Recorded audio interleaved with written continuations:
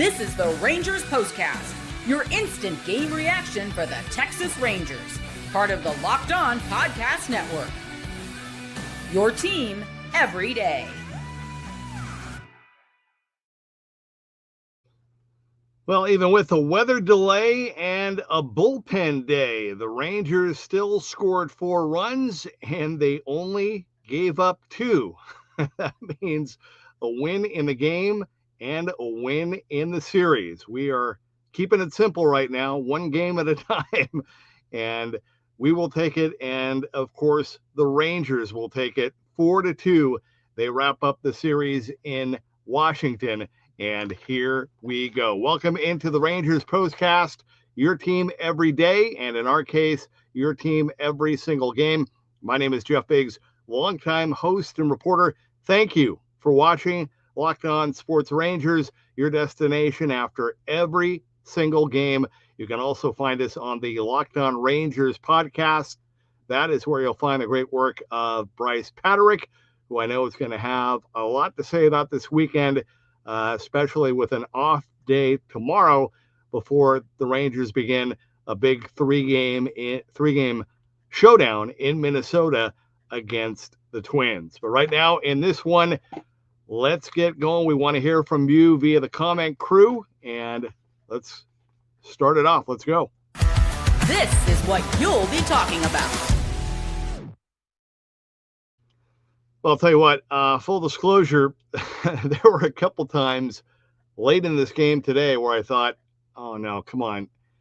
How are the Rangers going to find a way to let this one get away or to lose it? I mean, it's been that kind of a season. It's been that kind of a month. But to the Rangers' credit, they kept battling, and the bullpen did their job, and they were able to hold on and get the win. And that's it. I'm not gonna speculate or go beyond that. We called on them to follow up what they did yesterday. They won 2 in a row. We'll see what happens in Minnesota. But on a bullpen day with a almost 2-hour weather delay at the start of the game, Tyler Mahle was moved back. Bruce Bochy had to go with a bullpen day. I thought Jacob Latz, who has had some personal ups and downs, different games coming in with runners in scoring position, but I thought Jacob did a really nice job setting the tone. 3 1/3, 2 runs, 2 hits, career high, 7 strikeouts for Jacob. Tough to see him kind of run out of gas the way that he did. I was hoping that he could get through that 4th inning and end on a positive note. But hey, clearly you can see between the fastball that he was throwing, the slider, and the changeup, he's got the arm. He just needs, I think, a little more work, a little more fine tuning, a little more experience, and a little more confidence. And I think he could be an asset. He's got to get a little more bite, a little more bulldog in him to really get. I feel like he's a little. I want to say timid, because that's an insult to him, but I think just a little. I think he gets very emotional, very discouraged when he gives up a hit or a walk, and he needs to flip that around and become a killer out there on the mound and really go after guys and get that mentality. And I think he will. He's still learning and he's still growing, but thought he did a great job. Hey, good to see the Rangers get it going early.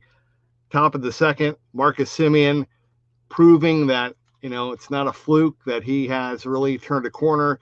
I know there was a big write-up about Marcus in the paper today. Good for him. We've talked about that a lot. Good for him. Good to see him, continue to keep that going. They need that. They need other guys now to step up as well. But good to see Marcus set the tone with that leadoff single in the bottom of the second, and then Evan Carter, the 2-run bomb to right center. It doesn't matter what your record is or where you are in a season.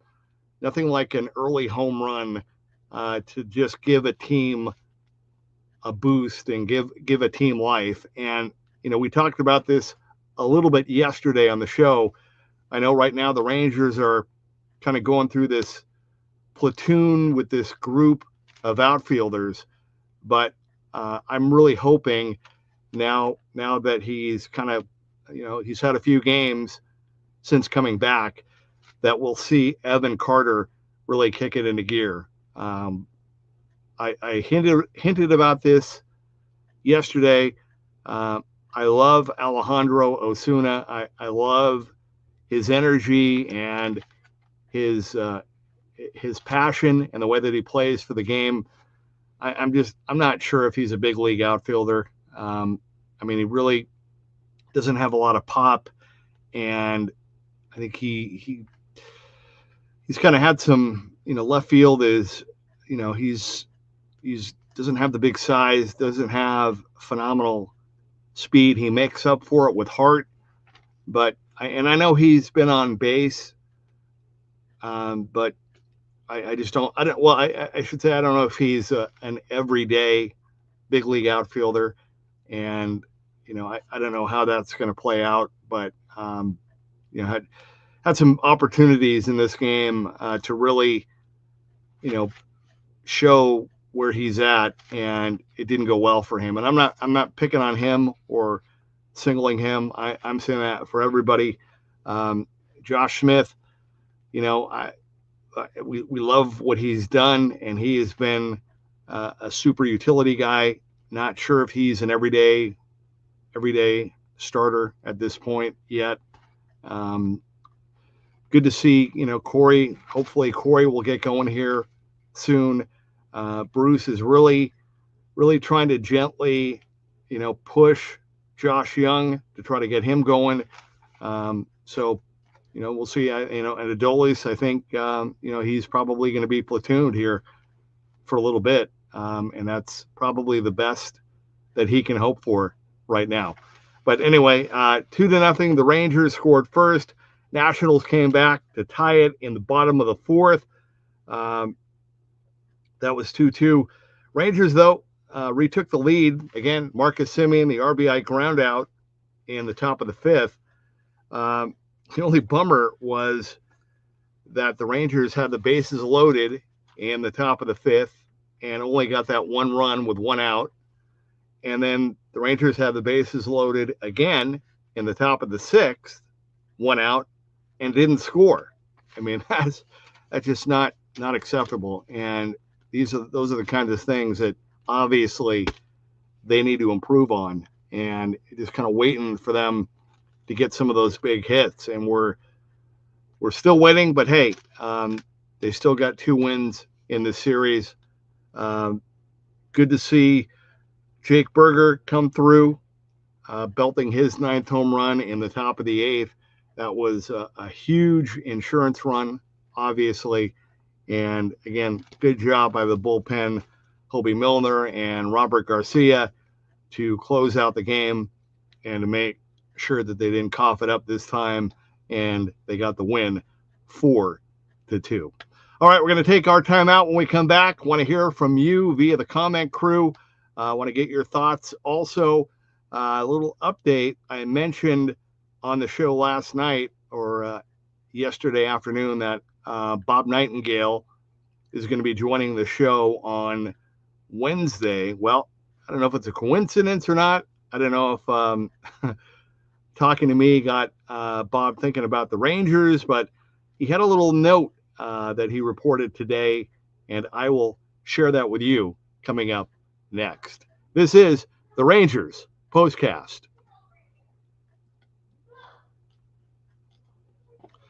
All right, well, kind of a nutty series, but the Rangers got the win. And if you are looking for a snack that is both delicious and nutritious, crack into a good source of protein with Wonderful Pistachios. Wonderful Pistachios is one of the highest protein nuts.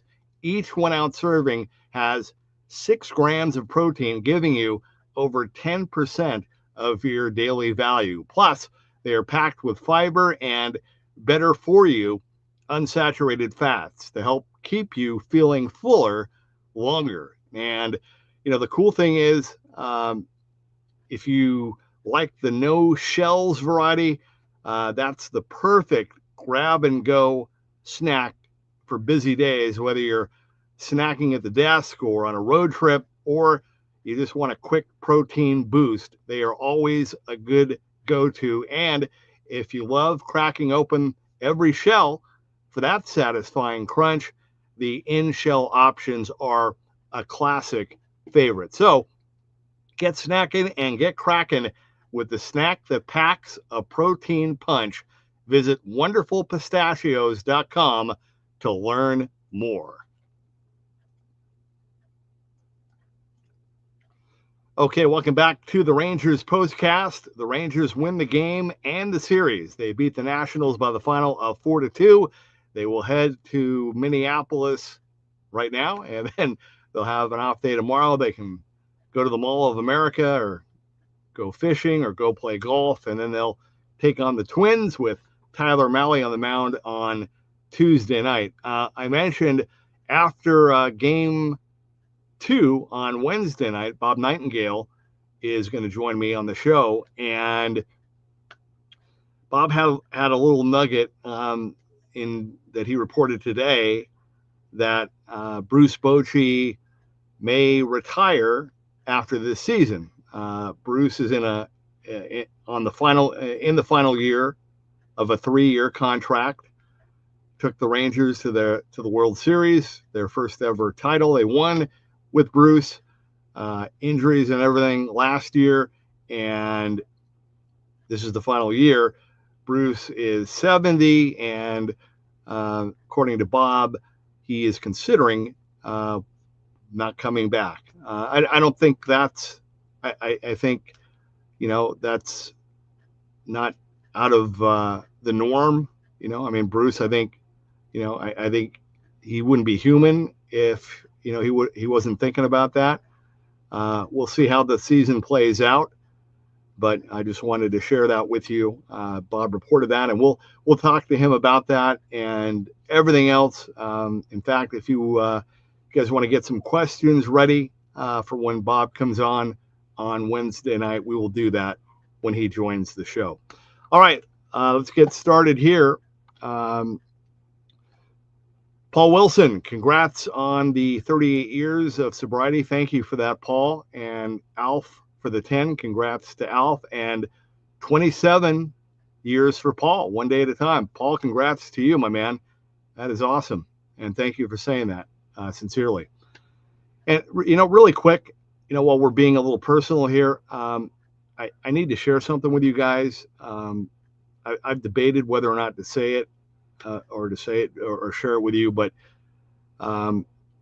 just a little note. Not trying to make this about me. I'm not saying this for sympathy, but full disclosure, I am kind of fighting through something, a little attack on my body. It's some kind of autoimmune issue. I don't get it. I don't really know much about it.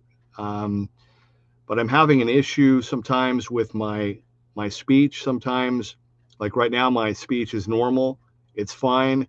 And then I have other moments when it seems like I kind of have a lisp. That's not how I talk. I've never talked that way. I went to a neurologist, and it's some autoimmune thing that we're hoping is treatable. Been doing some different things, all kinds of tests. I won't bore you with all the details, but I'm very, very sensitive to it. Thankfully, my wife and others have said they don't really notice it. It's not a big deal for them. So thank you for that. But I just wanted to share that with you, and just know that I'm working through it, fighting through it. And I know God will heal me, and, we're still getting through it, and everything will happen the way that it's supposed to. So anyway, enough of me. Alf says, awesome game. Feels good to get this one. Guys hitting again. I hate bullpen games, but this one was awesome. Hobie looking strong. Hey, I'll tell you what. And Alf said, thank you to Paul. Al said, appreciate you, Jeff. Any stories about Rob Ducey, Rick Helling, or Jeff Russell? Jeff was great. Rick Helling was classic. He was a bulldog. He was a gamer. He was a red ass, as they say, for sure. Yeah, I'll tell you what. I'm not a big fan of bullpen games either, but all things considered, couldn't have gone much better than what the Rangers were able to do today. And another little comment, and again, there's no joy in saying this, but watching, specifically looking at some of the mistakes that the Nationals players made in the field today, it hurts my heart a little bit that you just see guys that clearly they're not getting trained in the minor leagues the way that they used to. And I'm not trying to be old man guy, get off my lawn. I'm really not. But just some of the mistakes are just you just used to not see that in the big leagues, and it just just bobbles in the outfield, just blunders on the infield. The Rangers have had their mistakes covering first base on this road trip. A lot of organizations have just, they've cut back on their minor leagues and their coaching and just, trying to cut costs wherever they can. And, you reap what you sow. And it saddens me because I think it just waters down the game and takes away from just the, just being special of being in the big leagues and how hard it is. And now it just seems like because of the money that they're paying these guys from the draft, that they're just rushing guys up right away. And it shouldn't be that way.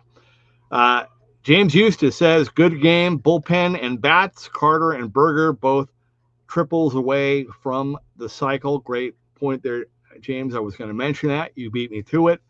Yeah, good to see Berger. Berger, tell you what, ever since he's been back, I mean, he's been doing his thing, not lights out, but enough. And he is a much better athletic first baseman than I thought, and I think that he gets credit for. And again, I really, really hope that that we'll see Evan Carter really get going here. I mean, that would be great. Battlefield A says, slowly but surely this team is showing signs of major improvement. Their bats are swinging good, and most importantly, swinging all throughout the game. Yeah, I Friday night was ugly with that hour and 50-minute game with a lot of first pitch swings, but yeah, much better yesterday and today, working the pitchers. And I mean, you have to know when you're not going up against a Sonny Gray or somebody like that, you got to make these guys work and make them throw strikes and just get to the bullpen. Alf, did you ever meet Mark Holtz and Eric Nadel? Yes, but not just briefly, not too lengthy. Unfortunately, nothing substantial. But yeah, great guys, two of the best for sure. Texas Hobbyman, I felt the Nathaniel and Chafin beef. Yeah, no doubt. I thought when Nathaniel got that hit, what was it was it the 7th or the 8th? I thought, oh no, here we go. But and Texas Hobbyman says, why couldn't Chafin be like that for us? Yeah, well, I mean, I didn't want to say this, but since you asked, unfortunately, we've seen the Rangers make a lot of pitchers look probably better than they really are. Hate to say that, but that's the truth. My man Jason Arias says Marcus Semien is absolutely scorching hot, best bat in the American League. It's so fun watching these boys play right now. Have to point out that Corey Seager has not gotten a hit in over 25 at bats. Yeah, I mean he is struggling, no doubt. Thankfully, they got a couple wins here this weekend, and hopefully, he'll break out anytime. Al says Peagle up, and he hates seeing El Bombi struggle so mightily. Yeah, this is a real critical. I think the rest of this month, not picking on him, but I think the next couple of weeks are really going to be critical for Adolis Garcia. I really do. Alf would rather see Haggerty lead off, Smith second, but I'm not the coach. Have a blessed day, everyone. Yeah, I keep saying it. I mean, Sam continues to do the job, and I like him. I think letting him just have a run there, why not? I think he's earned it, and I think it wouldn't hurt. Maybe we'll see that coming up. Jason says, hey, Jeff, would love to see a weekly show where you talk about the week and maybe talk about all the cool stories you have over the decades. Thank you. That's a good idea, Jason. We'll see. Hadn't thought about that, but that's I need to get a pad of paper out and jot some of them down and be a little bit more deliberate and find a way to work them in a little bit quicker and a little more efficiently. But thank you. And Jason, I appreciate your post on X as well. I owe you an answer for that, and I will get that to you at some point. James says, you're right. We need to improve with runners in scoring position. That's killing us. And David says, seems that to me that Garcia has been told to either change his all or nothing approach at the plate, or his butt will get blistered from riding the pine. Mike says, congratulations. Thank you, Mike. I'm not trying to make this about me, but thank you. Just wanted to share that because we were talking about some different guys. Isaac says, I didn't get to watch a lot of the game. How come Latz didn't go for pitching in the game? How come Latz didn't go? Jason Arias, is there anything you would like us to ask Bob Nightingale? I think the big question for the big question is, are the Rangers going to be able to do anything before the deadline? Will they be able to make a move to help this offense? And I think, are there any players that could be in jeopardy? And I forgot.